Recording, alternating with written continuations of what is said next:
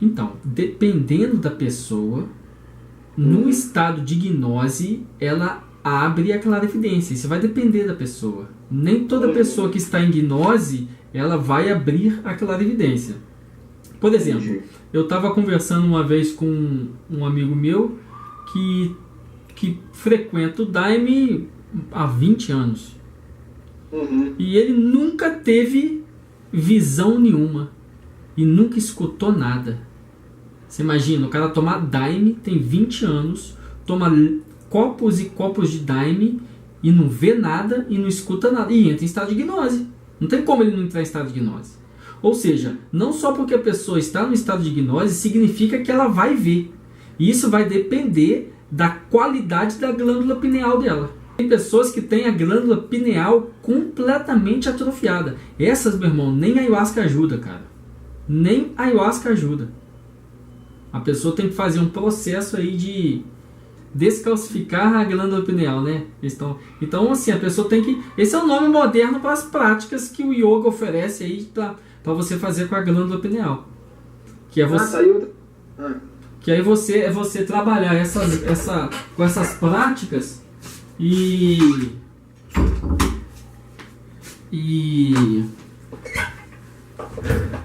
conseguir fazer com que o seu Agnya Chakra ele comece a...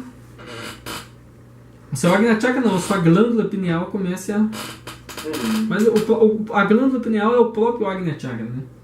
E a concentração, ela só acontece quando existe uma conexão entre você e o símbolo.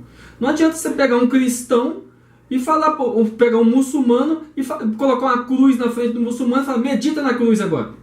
O muçulmano não vai querer meditar na frente da cruz. Não vai adiantar.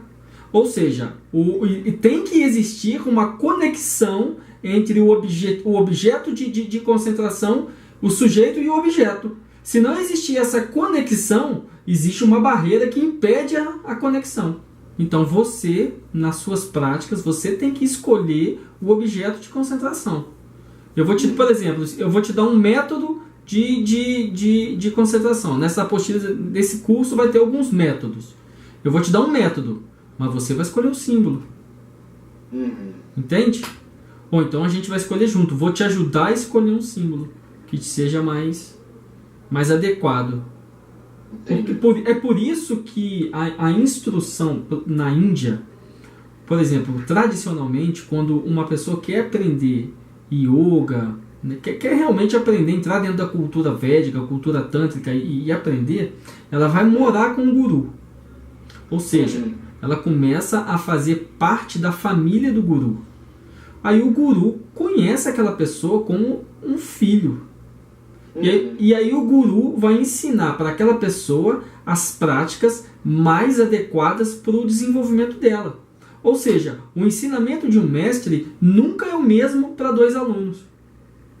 Justamente por quê? Porque o mestre leva em consideração as demandas de cada um. E ele não generaliza. Então o ensinamento que ele vai dar para um, muitas vezes não vai servir para o outro. Inclusive, isso é uma coisa que eu falo aí no curso de Filosofia Oculta, em alguma dessas apostilas aí que eu não lembro. Eu falo justamente isso. Aqui no Ocidente, a gente tem essa prática de meditar, por causa da tradição hermética, a gente emula os deuses egípcios, né? Que é uma prática muito que veio da Golden Dawn e depois da Golden Dawn para frente. Você fica sentado e faz a sua meditação sentado e assume a forma divina do Deus sentado. Né? Só que o seguinte, dá certo? Dá certo, é um método maravilhoso, claro que é. Só que quando você consegue fazer a transição para as práticas meditativas do Oriente, você consegue ter uma envergadura. Por quê? Porque você começa a trabalhar uma psicofisiologia completamente distinta, uns circuitos internos e códigos de luz que você não trabalha só na tradição do Ocidente. Entendi. Por exemplo, vou te dar um exemplo. Quando você cruza as pernas para meditar, quando você quer meditar, a princípio de conversa, quando você quer meditar, o objetivo então é você jogar a maior quantidade de prana para o seu Agnya Chakra. Quando você... O que a gente sabe? A gente sabe que as extremidades do corpo, elas perdem prana com muita facilidade. E aí o que acontece? Quando você fica sentado na cadeira com as pernas esticadas, com as pernas normais, esse fluxo de prana no corpo não se concentra na direção do Ajna Chakra. E aí você tem que fazer uma visualização muito forte para pegar esse prana e jogar lá para o alto. Você consegue fazer isso? Você consegue, não que você não consiga. Agora, quando você cruza as pernas, você facilita o processo. Por quê? Porque você corta o prana das pernas e joga ele da cintura para o alto. Ou seja, é meio caminho andado, amigo. Você não está perdendo mais prana pelas pernas fora. E aí tem outros mistérios, outras histórias que você vai incluindo. Por exemplo, a questão das mudras. Quando você faz determinadas mudras, você aciona determinados canais de energia. E também, além de acionar determinados canais de energia que não estão acionados naturalmente, você conduz a energia para o seu Ajna Chakra. Ou seja, tem vários mistérios que tudo junto faz a sua meditação funcionar. É por isso que esse curso de filosofia oculta, eu construí ele para que as pessoas pudessem ter... esse de meditação aí que eu te enviei, meditação em teoria e prática, eu construí ele para que as pessoas possam ter experiências meditativas reais, para que esse processo da meditação realmente se torne visceral. Então, esse é um tema que a gente vai ficar falando o tempo todo, né? Quando a gente une o yoga à magia cerimonial, a gente torna junto esse processo da Kabbalah e da Kundalini.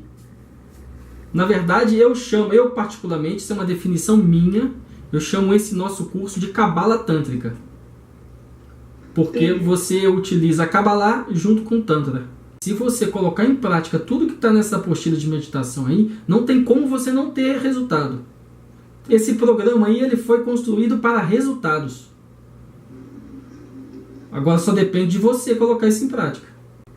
Cara, super disciplinado. Para mim, o aluno exemplar é aquele cara que devota a vida dele à grande obra. Ele acorda pensando em Deus, ele come pensando em Deus, ele corre, faz exercício pensando em Deus, ele faz sexo pensando em Deus, ele faz tudo pensando em Deus. Isso para mim é o cara ideal para a prática espiritual. Porque quando você faz isso, você vê Deus em tudo, tudo vira uma prática espiritual, tudo vira uma comunhão com o sagrado. E aí, cara, não tem como, se você vive assim, não tem como você não experimentar o sagrado. Isso é cultivar o bhava, que a gente chama no Tantra. Você tem que cultivar o bhava. Sem bhava você não consegue ser um tântrico. Cara, e isso é cultivar o bhava. Você adorar o sagrado em tudo. Justamente. O cara que tá desperto, o cara toma um suco como um mago, cara. O cara faz um trabalho um trabalho espiritual com um copo de suco, velho. Isso que é o aluno ideal, cara. O cara que não tem medo de acordar cedo. O cara que não tem medo de dizer não para uma balada e sim para uma prática de meditação. O cara fala assim, ai, meu irmão, vamos pra balada? O quê? Vou meditar, irmão. As práticas do yoga vão te dar muito mais em menos tempo se você levar a sério as práticas do yoga. Porque, por exemplo, você monta um sadhana. Aí esse sadhana é constituído de asana, pranayama, concentração, mudra. Cada uma dessas práticas alimenta um corpo. Uma prática alimenta o corpo físico, outra prática alimenta o corpo astral, uma prática alimenta o corpo mental, outra prática alimenta o corpo espiritual. Aí o que acontece? Em um sadhana que você faz de 2 horas e meia, você trabalhou toda a sua constituição psíquica. Sim. Não é igual lá no Bardon que você, agora eu vou trabalhar só o meu corpo tal. Agora eu vou fazer exercício só para esse corpo tal. Não, dentro de uma prática de yoga, você trabalha tudo, cara. O seu corpo psíquico, por conta do estilo de vida que a gente leva, ele é completamente bloqueado. Por causa... Aí você fala assim, mas eu levo um estilo de vida tranquilo. Não, meu amigo, você está o tempo todo sendo bombardeado por impressões. Bombardeado por visões, programações visuais, programações auditivas, programações de todas as espécies. Você está o tempo todo sendo bombardeado. O seu corpo psíquico, cara, está completamente intoxicado.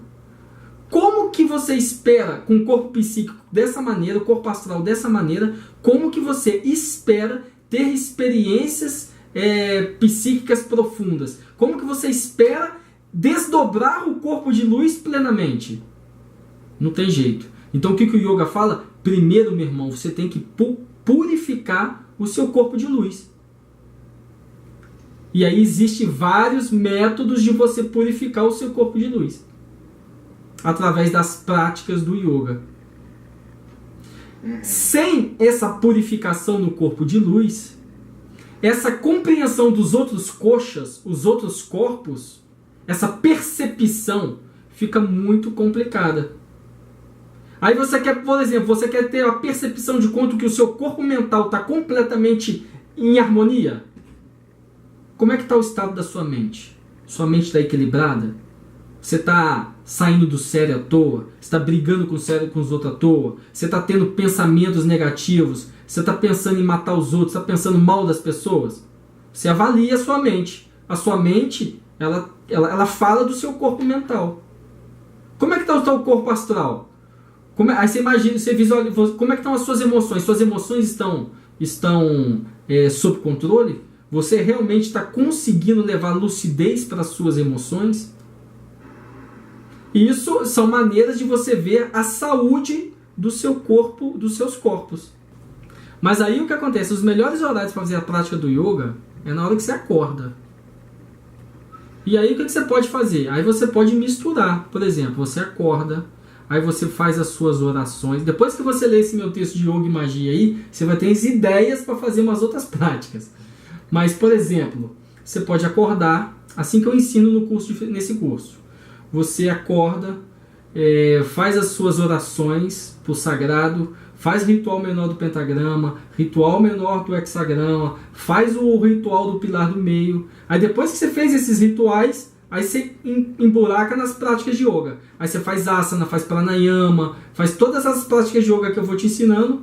No final, fecha com uma meditação e ritual do pentagrama.